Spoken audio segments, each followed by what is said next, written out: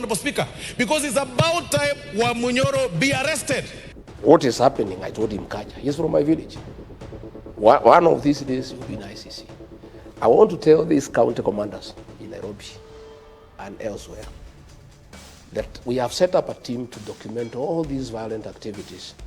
We have, like now what happened in Nairobi, we have documented it. The county commander, Nairobi, the sub-county commander, Embakasi, when we form government, they'll have to answer. I know some guys are fearing that maybe his community or this and that will bring something. We don't care. What if something terrible happened to Rigathi Gachagua?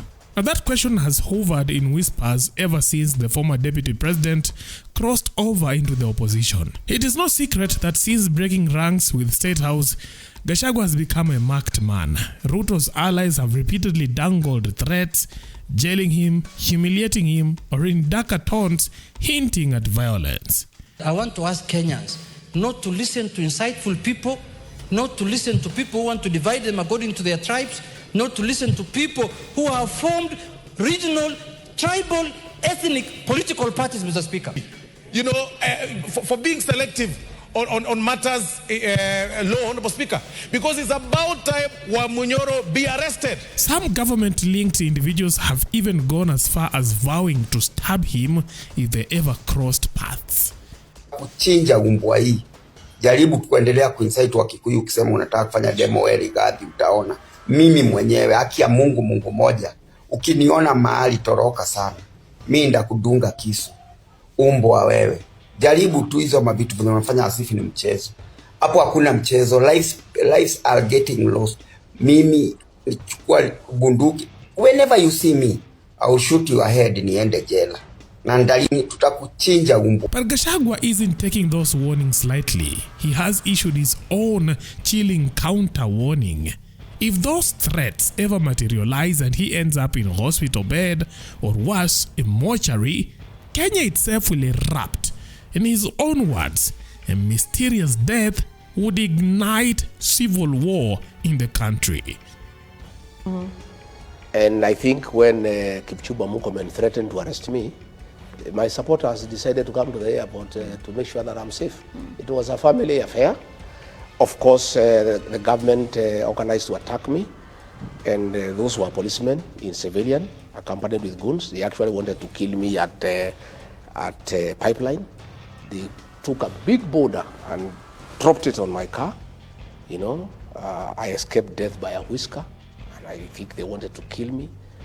And what Murkomen should know, that if he had killed me, there will be no country. There will be a civil war. And I don't know whether they know what they are playing around with. This country, where it has reached, people should not have such jokes. Those are jokes that are not good. We have a country. We have a country, Yvonne. And myself, what I did, we were supposed to go through Johor Road all the way and greet people in the Kamukonji. Yes. Me, I'm a very responsible leader. When I assessed the situation, and I realized that a lot of force had been mobilized. Policemen in civilians with guns, accompanied by goons with knives and pangas and rocks. And a civilian aircraft with policemen was hovering in the air and coordinating with the civilian officers on the ground, giving them our movement. Like I wanted to pass through express highway. The police blocked me so that I go to where the trap had been set. When I analyzed the situation, you know, I said, let's cancel going to Johor because I don't want people to die in my name. I don't want women to be hurt. Even journalists, your colleagues, ask them, you were with them there. They were beaten. Their cameras were taken. The money was taken from them. They were threatened with the knives. A lot of violence was meted against us, you know. The former DP insists the recent chaos around his public appearances is no accident. He accuses President Ruto's camp of deliberately unleashing police and hired goons to provoke scuffles, to push him into a corner and eventually silence him for good. For Gachagua, the pattern is clear. He believes his life is under constant threat, and in his message to the government is unmistakable. Touch him and the entire nation would explode. Take a listen. And it is a threat, by the way. Even I heard the minister say, no, we were not aware of their movement. Yet he was saying 2 days before, we have credible intelligence, there will be violence. Of course, he had credible intelligence, there will be violence because they are the ones who are organizing the violence. He was predicting the same violence that he is organizing. So what I'm saying is, when I was away, they were trying to say when a refugee is out of the country is peaceful. But my team went to Murang'a. They were attacked by police with guns and goons. Again, they went to Gilgit. They were attacked by police and gangs. They went to Subukia. The violence that we have seen against DCP and myself is being carried out by the state. If the government has decided to stop the one-term movement, they want to assassinate Gachagua by using police in civilians and then blame it on goons, because I can see the pattern. What they have done, Yvonne, if you allow me, I have been attacked now 7 times. In November 2024, I was attacked by goons, covered by police in the Limuru. Up to today, nobody has ever been arrested. On 28th December, I was attacked by a police officer in Shamata. Nobody has ever been arrested. On 6th April, I was attacked by goons and police in the Mweki, inside a PCA church. Nobody has ever been arrested. You know? Another day, I was attacked somewhere else. Now, I was attacked at the airport. What I can see, I was analyzing here with security experts yesterday, is that the government want to set up a trend where that Rigathi Gachagua is always attacked by goons, so that one day, police in civilian can shoot him dead, and then say it's the goons, and then order an investigation to arrest the goons when he is dead. What I want to tell them is, and I want to be very cautious, I want to say, it's important I say, because I have seen the trend of what is happening. I want to tell William Ruto and Kipchumba Murkomen, please, don't ban this country. This is our country, we have no other. Okay. Let us be careful.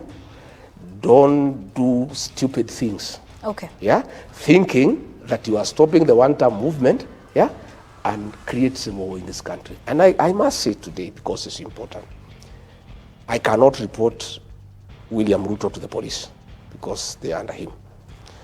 I cannot report the police to themselves. I cannot report Murkomen to the DCI because he is under him. So, in the situation that I face with my members, I can only report them to the people of Kenya. You know, sometimes I hear Ruto saying, "Oh, go and write a statement."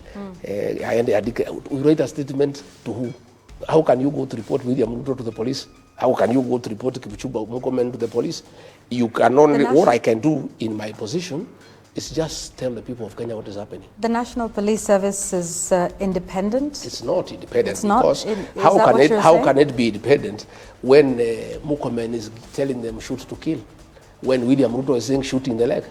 They are just pretending that they are independent. They are not. That guy called Douglas Kaja, he is from my home. And I told him the other day, you are a potential customer of ICC. Remember what happened to General Ali? William Ruto and Kipchumba Murkomen will use you. What is happening? I told him, Kaja, he's from my village. One of these days, you'll be in ICC. I want to tell these county commanders in Nairobi and elsewhere that we have set up a team to document all these violent activities. We have, like now what happened in Nairobi, we have documented it. The county commander, Nairobi, the sub-county commander, Embakasi, when we form government, they'll have to answer. Because why are they allowing police and goons to attack people? The county commander, Murang'a, the sub-county commander, Kegumo, the sub-county commander, Gilgil, Subukia, we are documenting all these excesses. When this administration goes, and it will go, I want to assure you, there's a new administration. You will be held to account.